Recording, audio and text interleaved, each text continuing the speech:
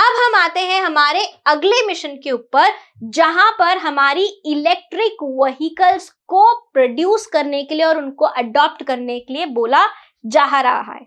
यह है हमारा fame India, faster adoption and manufacturing of electric and hybrid vehicles in India. हम सभी देख रहे हैं कि आजकल वो जो टुक टुक है वो इलेक्ट्रिसिटी से चलने लगा है, बैटरी ड्रिवन है। बहुत सारे लोगों के घर में अब हम देखते हैं कि जो स्कूटर है वो पेट्रोल की बजाय किससे चल रहा है, बिजली से चल रहा है। उसमें बैटरी है, बैटरी को चार्ज करो और आपका स्कूटर चलने लग जाता है। हमने गाड़ियां भी देखी हैं, 4 व्हीलर्स, जो कि क्या है, बैटरी ड्रिवन है। चार्ज करो, 300-400 किलोमीटर चार्ज चलती है, फिर चार्ज करो, फिर 300-400 किलोमीटर चलती है। घर में चार्जर्स लग गए हैं उनके।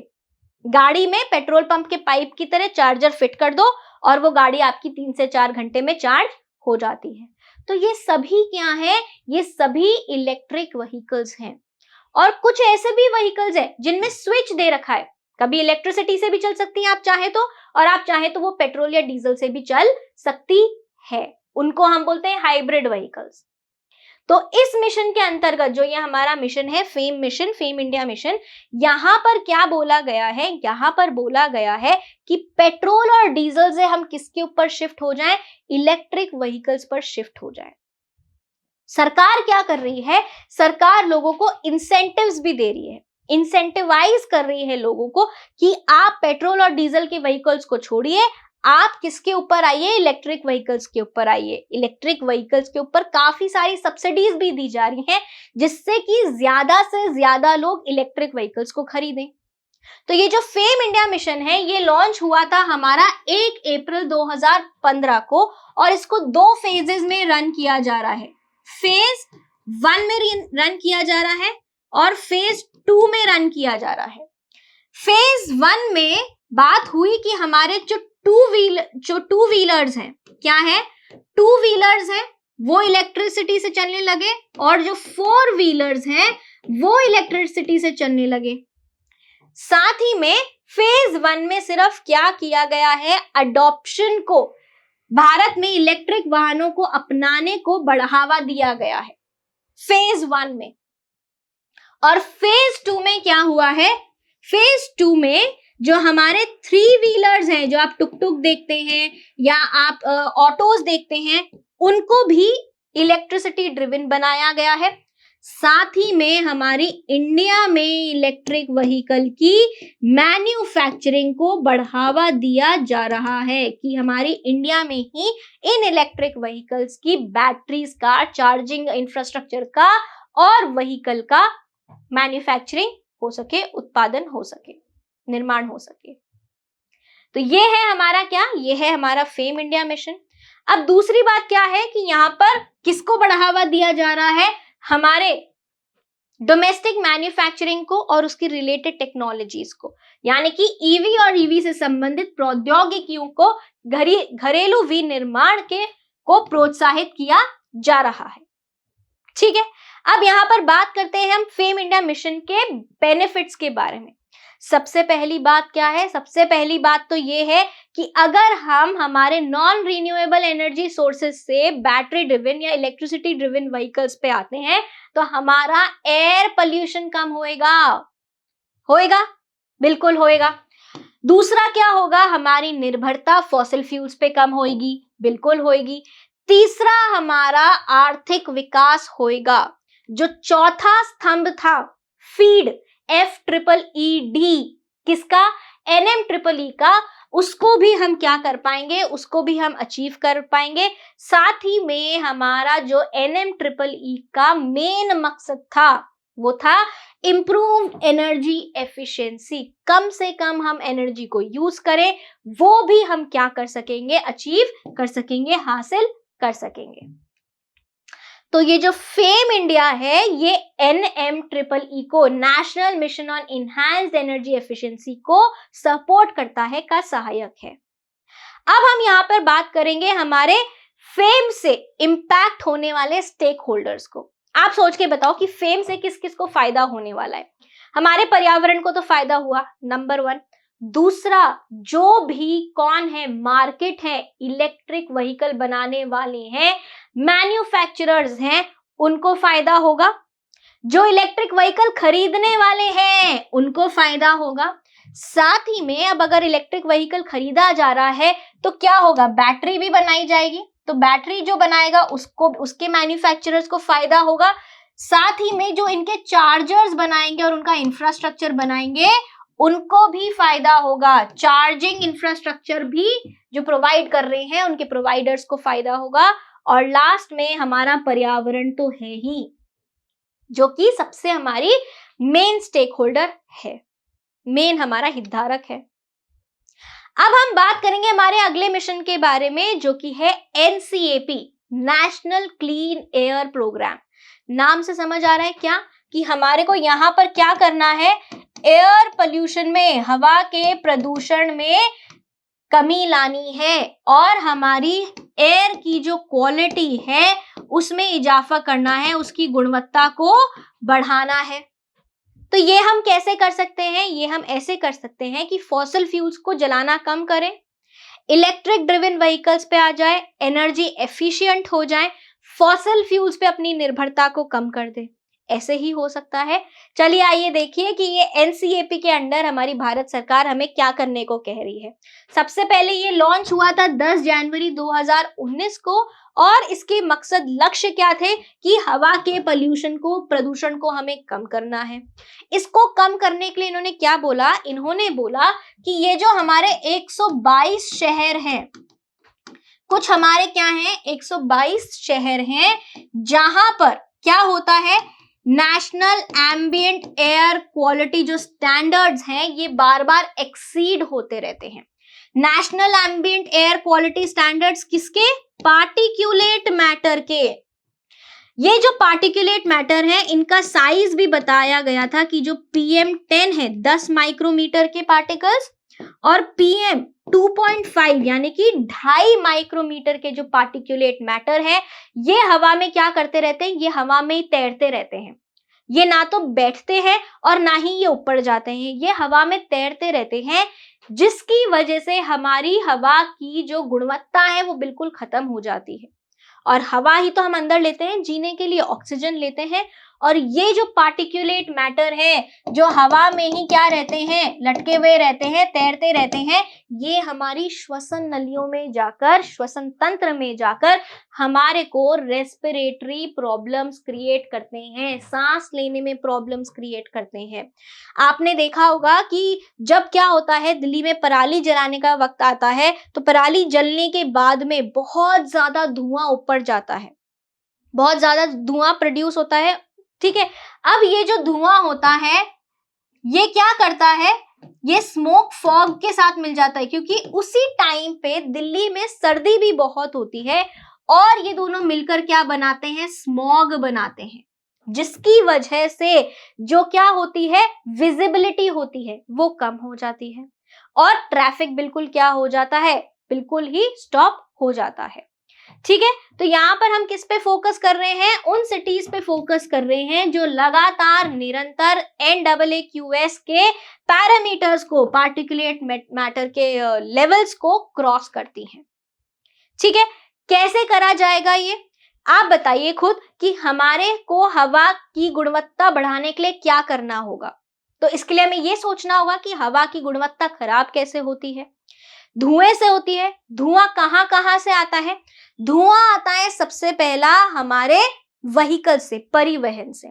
तो जो वेहिकुलर एमिशन है उसको कंट्रोल करना पड़ेगा, जो हमारा वेहिकुलर एमिशन है उसको कंट्रोल करना पड़ेगा। इंडस्ट्रीज से जो धुआं निकल रहा है, औद्योगिक धुआं जो है, इंडस्ट्रीज से जो एमिशन है उसको कम करना पड़ेगा। साथ ही में हमारे को क्या करना पड़ेगा, जो वेस्ट की जो बर्निंग हो रही है, जो कचरे को जलाया जाता है उसको खत्म करना पड़ेगा। साथ ही में हमारे को इन सब के बारे में लोगों को जागरूक बनाना पड़ेगा कि किसी भी चीज को जलाएं ना जब तक कि बहुत जरूरी ना हो। तो हमें क्या क्या करना पड़ेगा, स्ट्रेंथन करनी पड़ेगी सबसे पहले मॉनिटरिंग, चेकिंग को बढ़ाना पड़ेगा कि ऐसा काम नहीं हो रहा है। दूसरा, हमारा जो भी एमिशन है, धुआं है इंडस्ट्रीज से, उसको कंट्रोल करना पड़ेगा, या फिर ऐसा करना पड़ेगा कि वो जो एमिशन है वो जहां पे शहर है, जहां पे लोग हैं, उससे दूर जाके रिलीज हो, जिससे कि जहां लोग रह रहे हैं वहां हवा प्रदूषित ना हो।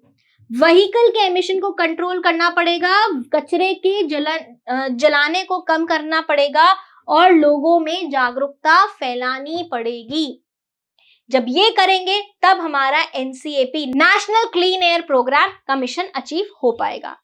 अब यहाँ पर हम बात करते हैं हमारे एक और मिशन के बारे में, जो कि है स्मार्ट सिटीज मिशन।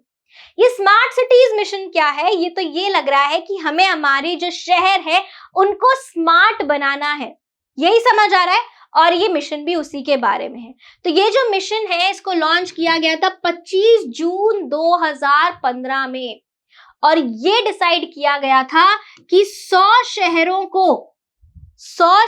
को पूरे भारत में मॉडल स्मार्ट सिटीज के तरह से विकसित किया जाएगा। पूरे भारत में 100 शहरों को मॉडल के रूप में विकसित किया जाएगा और उनको स्मार्ट शहर बनाया जाएगा।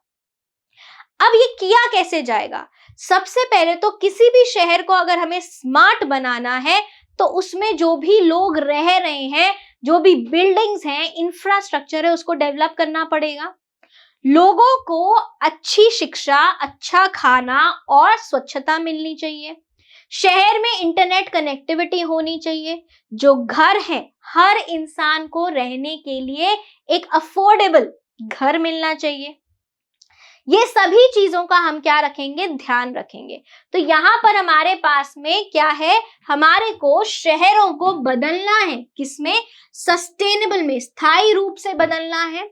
साथ ही में हमारे को इंक्लूसिव अर्बन स्पेसेस बनानी है, जो कि टेक्नोलॉजी को और हमारे इनोवेशन को और सिटीजन फ्रेंडली अप्रोचेस को अपनाए। बात समझ में आ रही है? तो यहाँ पर क्या क्या करना होगा? हमारे को इंफ्रास्ट्रक्चर को अच्छा बनाना होगा। इंफ्रास्ट्रक्चर कैसे होगा? जो कि एफिशिएंट हो और जो कि कैसा हो? लिवेबल हो, रहने लायक हो और इंक्लूसिव हो। बात समझ में आ रही है?